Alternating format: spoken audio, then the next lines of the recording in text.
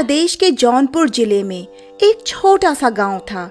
हरे खेत, मिट्टी की खुशबू और मंदिर की घंटियों से भरा हुआ। वहीं एक साहूकार का घर था जहां उसका भरा पूरा परिवार रहता था। 3 बेटे और उनकी पत्नियां। इन बहुओं में सबसे छोटी थी मठरी, सुंदर, सरल और श्री कृष्ण की परम भक्त।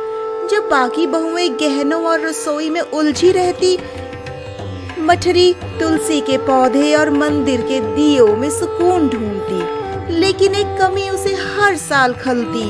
उसका कोई सगा भाई नहीं था और रक्षाबंधन का त्योहार उसके लिए सिर्फ एक याद और एक खालीपन बनकर रह गया था। रक्षाबंधन से एक दिन पहले की बात थी। घर की दोनों बड़ी बहुएं सुबह सुबह ही बर्तन खड़काती, झाड़ू लगाती और मिठाइयाँ बांधती नजर आई। मठरी मुस्कुराकर बोली, इतनी जल्दी जल्दी क्यों कर रही हो दोनों? बड़ी भाभी मुस्कुराई, अरे मठरी, कल रक्षाबंधन है ना, भाई के घर जाना है राखी बांधने। दूसरी भाभी ने तो जैसे तीर ही चला दिया, तू कहाँ जाएगी? तेरा तो कोई भाई ही नहीं है। मठरी की मुस्कान एक पल में बुझ गई। वह चुपचाप मंदिर में जा बैठी। मंदिर में दीपक की लौ जल रही थी। मठरी भगवान श्री कृष्ण की मूर्ति के सामने बैठी थी, आंखों में आंसू और मन में एक सवाल, हे मुरलीधर, सबकी सुनते हो, मेरी क्यों नहीं? काश मेरा भी कोई भाई होता जो मुझे राखी के दिन अपना मानता।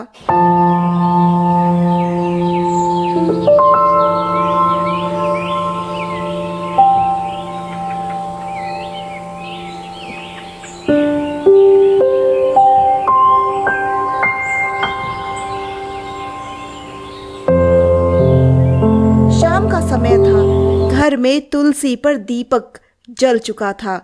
मठरी रोज की तरह हाथ में थाली लिए आरती कर रही थी, शांत स्वर में, ओम जय जगदीश हरे। पीछे से उसकी सास आकर खड़ी हो गई। मठरी, जब से तू घर आई है, घर का मंदिर एकदम जाग गया है। माँ जी, मेरी तो बस एक ही आस है, मेरे ठाकुर जी मुझसे कभी रूठे नहीं। तेरी जैसी बहू तो किस्मत वालों को मिलती है। बस भगवान से यही दुआ है कि तेरा मन हमेशा यूं ही सच्चा रहे। अगले दिन सुबह दोनों भाभी मायके चली गई।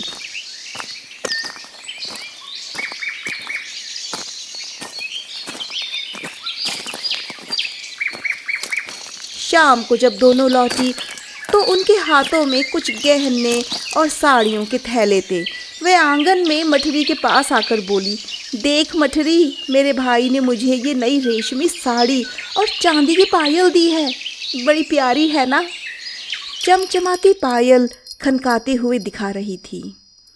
दूसरी भाभी भी पीछे से बोली, हमारे तो असली भाई हैं बचपन के, तू तो चल छोड़।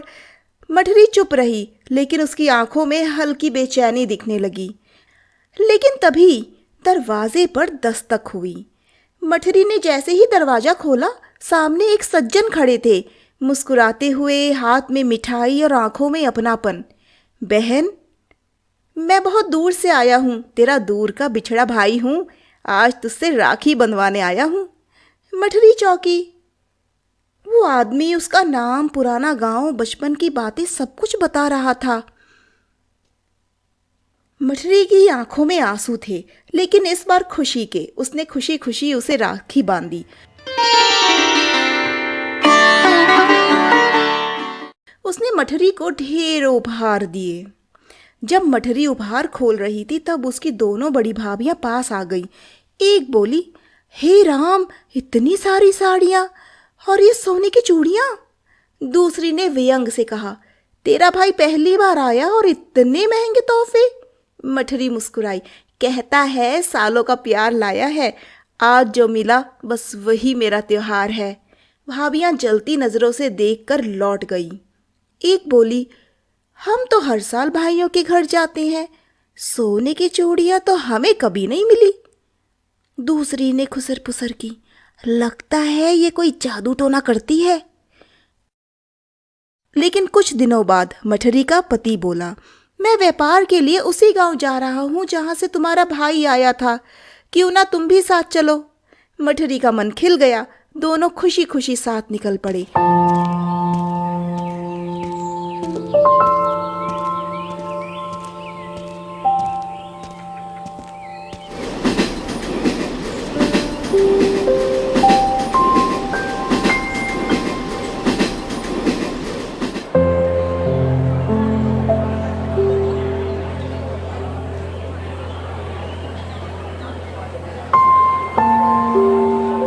गांव पहुंचे तो भाई ने उनका भव्य स्वागत किया।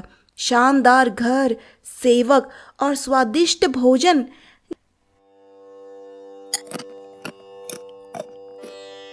जाते वक्त फिर से उसके भाई ने उसे ढेरों उपहार दिए, लेकिन मठरी ने लेने से इनकार कर दिया। अरे नहीं, ये तो बहुत ज्यादा है, ये सब तो मैं नहीं ले सकती। अरे भाई, मेरी बहन पहली बार घर आई है, खाली हाथ थोड़ी ना भेजूंगा, ये तो तुम्हें रखने ही पड़ेंगे। ऐसा सुनकर मठरी ने वो उपहार रख लिए। सब कुछ सपने जैसा लग रहा था और थोड़ी ही देर में मठरी और भीम वहां से अपने गांव के लिए चल देते हैं। लेकिन थोड़ी देर बाद भीम को याद आता है कि उसकी शर्ट तो उसके भाई के घर पे ही छूट गई। भीम मठरी से कहता है, मठरी सुनो, मेरी शर्ट तो मैं वहीं भूल आया हूँ, चलो जल्दी चल के वापस ले लेते हैं। मठरी कहती, हाँ हाँ चलो, मैं भी आपके साथ चलती हूँ।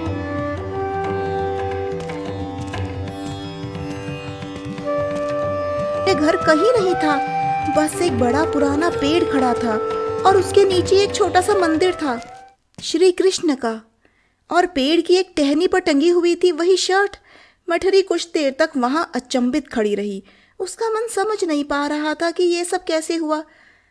तभी भीम बोला, तुमने मुझे धोखा दिया है, ये सब काला जादू है क्या?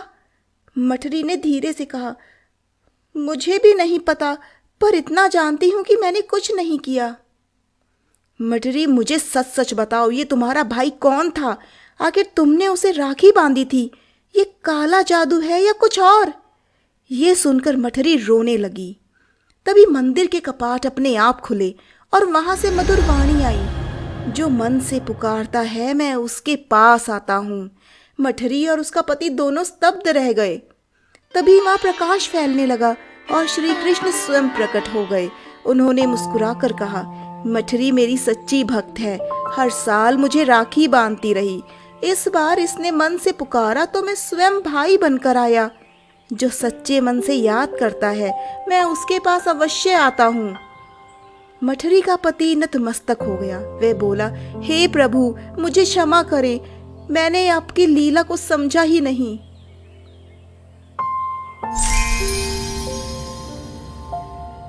दोनों भाव विभोर होकर घर लौटे।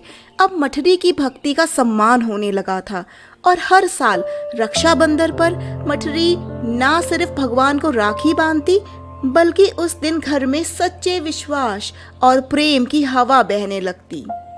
इस कहानी से हमें यह शिक्षा मिलती है कि सच्ची भक्ति और विश्वास कभी व्यर्थ नहीं जाते। भगवान अपने भक्तों की पुकार अवश्य सुनते हैं और कभी कभी वो भाई बनकर भी आ जाते हैं। अगर आपको ये कहानी अच्छी लगी हो तो प्लीज लाइक और सब्सक्राइब करना ना भूलें।